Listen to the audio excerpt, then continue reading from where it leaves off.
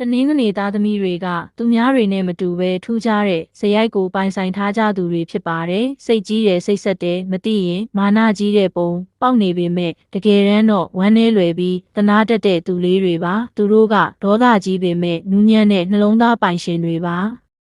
တစ်ဖက်သားကိုစာနာသနာတတ်တဲ့နေရာမှာနှစ်ယောက်မရှိသူတွေဖြစ်ပါတယ်စိတ်ဆိုးပြီးဒေါသနဲ့ပြောလိုက်ရင်ပြောလိုက်ပေမဲ့ခဏပါပဲပြီးရင်စိတ်ထဲမထားတော့ဘူးဒါပေမဲ့သူတို့ကိုရန်စမိရင်လွယ်လွယ်နဲ့မမေ့တတ်ဘူးအမှတ်ကြီးတဲ့သူလေးတွေရဲ့သူတို့ဟာဘ ഹു တုတကိုလိုက်စားတယ်ပတ်ဝန်းကျင်ကိုစူးစမ်းလေ့လာတယ်အိတ်လဲကြီးကြတယ်အစားကတော့အရမ်းမှကြီးပေမဲ့ခဏခဏစားနေတတ်ကြတယ်အစွဲအလန်းကြီးတယ်စိတ်ကောက်လွယ်တယ်ဒါပေမဲ့စိတ်ပြေလွယ်တယ်ဒါကြောင့်သူတို့ဟာချစ်ဖို့ကောင်းနေတတ်ကြပြန်ရောချစ်သူကိုကိုယ့်သဘောအတိုင်းဖြစ်စေခြင်းနဲ့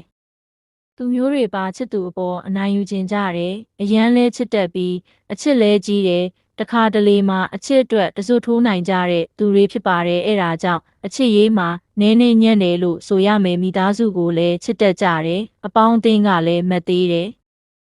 တငယ်ချင်းများအတွက်နစ်နာခံလိုစိတ်ရှိသူတွေဖြစ်ပါတယ်။တနင်္ဂနွေသားသမီးတွေဟာသူတို့ခံစားနေရတာတွေကိုလည်းမျိုးသိပ်ထားတတ်ကြတယ်။အများနဲ့ဆိုပြုံးပျော်နေကြလိမ့်ရှိပေမဲ့ဝယ်ရမှာတိတ်တိတ်လေးကြိတ်ပြီးခံစားနေတဲ့သူတွေပါဥဆောင်လို့စိတ်လည်းအယမ်းထက်သန်တယ်